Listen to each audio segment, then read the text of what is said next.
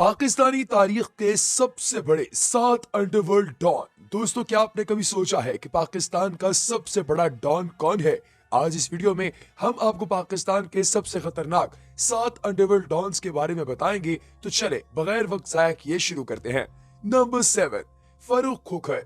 मशहूर जमाना डॉन नामी ताजी खोखर का बेटा और पीपल्स पार्टी के सेनेटर हाजी नवाज खोखर का भतीजा फरूख खोखर हमारी लिस्ट में 10वें नंबर पर है। इसके आगे पीछे फिरती महंगी गाड़ियां, इसके बाप के पाले हुए बदमाशों की फौज और इसका शाहाना तर्ज जिंदगी इसकी शोहरत की वजह है, और इसमें से कुछ भी इसका अपना कमाया हुआ नहीं है। ये सब इसके बाप की बनाई हुई दौलत है। इस्लामाबाद में एयरपोर्ट के करीब डेरा ताजी खोखर इसकी शाहाना जिंदगी की एक झलक है। यहाँ बहुत से नायाब जानवर पाले गए हैं और तरह तरह की गाड़ियां भी मौजूद हैं। फरूख खोखर ने खोखर 333 के नाम से एक ग्रुप भी बना रखा है, जिसका सोशल मीडिया पर बड़ा चर्चा है। फरूख खोखर बदमाशी के अलावा पिछले कुछ अरसे से फलाही कामों में भी बड़ा सरगर्म नजर आता है। हालिया दिनों में इस्लामाबाद के किसी एसपी की तरफ से गिरफ्तार किए जाने पर सोशल मीडिया पर फरूख खोखर की तरफ से बड़ी गर्मा गर्मी रही है। नंबर 6, गोगी भट्ट। दोस्तों, दुनिया की तारीख में लाहौर में पहली मर्तबा किसी एयरपोर्ट के अंदर जाकर कत्ल किया गया। कत्ल होने वाले का नाम टीपू ट्रका वाला था। जिस शख्स को इस कत्ल से शोहरत मिली उसका नाम गोगी भट्ट है। 1960 में आने वाले गुंडा एक्ट में लाहौर का इकलौता बचने वाला बदमाश ख्वाजा अकल भट्ट है, जो कि गोगी भट्ट के नाम से मशहूर हुआ। छोटी उम्र में ही गोगी भट्ट ने गवाल मंडी से भत्ताखोरी और लैंड ग्रैंग में अपना नाम कमाया। हुकूमतें आती जाती रही, मगर गोगी भट्ट आज भी लाहौर पर राज करता है। ये इस बात का सबूत है कि उसने सियासी सतह पर कैसे खुद को मजबूत कर रखा है और उसके दोस्त कितने ताकतवर हैं। Number 5, Abid boxer. ये किसी तारुफ का मोहताज नहीं है। इसकी वजह शोहरत मियां शहबाज शरीफ का इनकाउंटर स्पेशलिस्ट होना थी। 90 की दहाई में ये पंजाब पुलिस में नौकरी करता था और उसे ये नौकरी स्पोर्ट्स कोटे पर मिली थी। ये एक बॉक्सर था। आबिद बॉक्सर का असल नाम आबिद हुसैन कुरैशी है।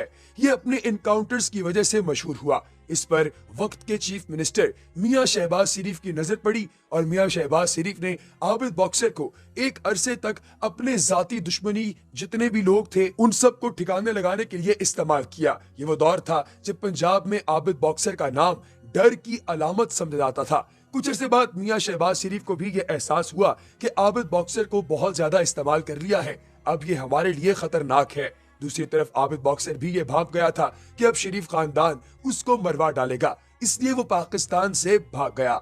आबिद बॉक्सर को इंटरपोल की मदद से गिरफ्तार करके पाकिस्तान भी लाया गया और उन पर केसेस भी चल रहे हैं। ये मियां शहबाज शरीफ के खिलाफ वादा माफ गवाह बन चुके हैं। कुछ खबरों के मुताबिक जवानी में उन्हें स्टेज की शान नरगिस से प्यार हो गया था। नरगिस ने उनसे वादा किया था कि वो कभी मुजरा नहीं करेगी, मगर पैसे की तड़प ने उसे फिर नाचने पर मजबूर कर दिया। इस बात का आबिद बॉक्सर को पता चला तो उन्होंने सारी दुनिया के सामने नरगिस की सरेआम टिंड कर डाली। Number 4, Uzair Bloch. पाकिस्तान के सबसे बड़े माफिया की लिस्ट में नंबर 4 पर एक बहुत ही ड्रामेटिक कैरेक्टर आता है। उजैर बलोच का पूरा नाम उजैर जान बलोच है। ये जरदारी दौरे हुकूमत में होने वाले लयारी गैंग वॉर का सबसे बड़ा फिगर है। इसकी कहानी और आबिद बॉक्सर की कहानी बहुत ज्यादा मिलती जुलती है। उजैर बलोच पुलिस में भर्ती होना चाहता था और इसके लिए उसने बहुत ज्यादा टेस्ट भी दिए। टेस्ट में उसने निशानाबाजी में टॉप किया। ये पुलिस वाला बनना चाहता था, मगर सिंध के करप्ट सिस्टम ने इसके लिए कुछ और ही फैसला किया। 2003 में इसके वालिद फैज मोहम्मद और फैजू मामा को अरशद पप्पू गैंग वालों ने अगवा कर लिया और भत्ता मांगा। उजैर बलोच भत्ता ना दे पाया और उसके बाप को बहुत तकलीफें देने के बाद कत्ल कर दिया गया। उजैर बलोच बदले की आग में जलने लगा। पहले उसने कोर्ट केस करके इंसाफ चाहा, जो कि ना मिला। फिर उसने खुद का एक गैंग बना लिया। 6 साल तक लड़ाई लड़ने के बाद 2009 में उसने अरशद पप्पू और उसके भाई को पकड़ लिया। खबरों के मुताबिक उजैर बलोच ने उनके सर तन से जुदा करके उनकी लाशों को सारे लयारी में घसीटा और उनके सरों से फुटबॉल खेली। जरदारी और उसके खानदान ने इसे एक अरसे तक अपने दुश्मनों को उठाकर कत्ल करने के लिए इस्तेमाल किया, जैसे शरीफ फैमिली ने आबिद बॉक्सर को इस्तेमाल किया था। उसे एहसास हुआ कि जितना उसे इस्तेमाल कर लिया गया है, अब उसे मरवा दिया जाएगा और ये ईरान भाग गया।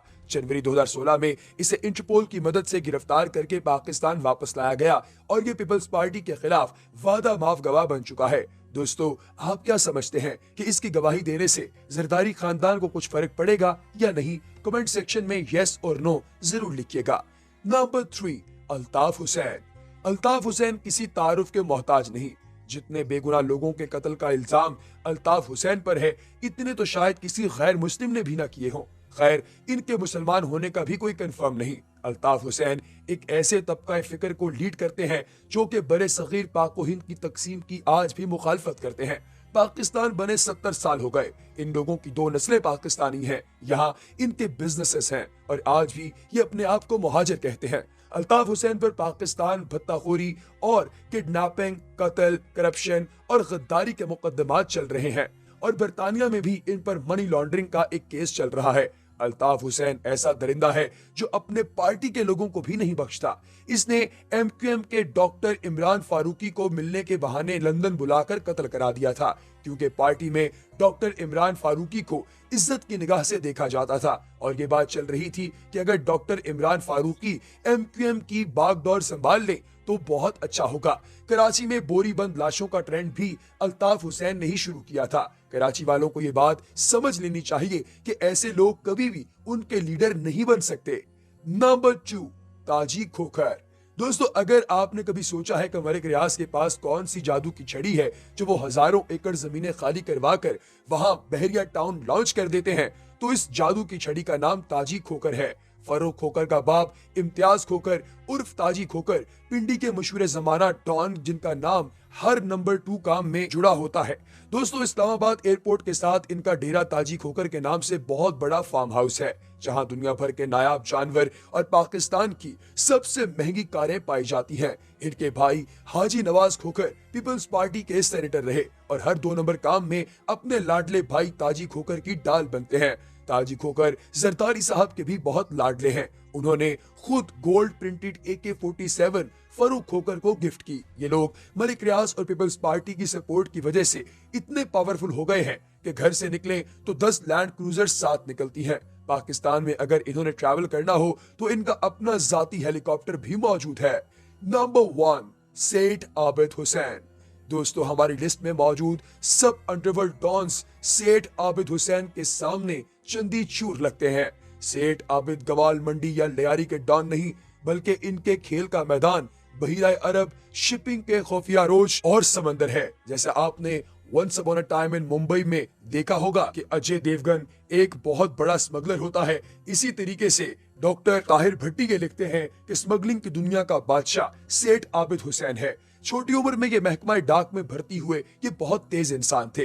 इन्होंने बहुत जल्दी ही भांप लिया कि एक महकमा डाक की गाड़ी कुछ खुफिया सामान भी यहाँ से वहां पहुंचाती है। ये लोग स्मगलर्स थे और सेठ आबिद हुसैन की काबिलियत से मुतासिर होकर उन्होंने इन्हें अपने साथ मिला लिया और आगे चलकर सेठ आबिद दुनिया के सबसे बड़े सोने के स्मगलर बने। जब पाकिस्तान में एटॉमिक प्रोजेक्ट शुरू करना था तो अमेरिका ने पाकिस्तान में न्यूक्लियर प्रोसेसिंग यूनिट देने से इनकार कर दिया। ये सेठ आबिद हुसैन थे जो ऑस्ट्रेलिया से सामान उठाकर समंदर के पानी से होते हुए ये सिस्टम पाकिस्तान लाए थे।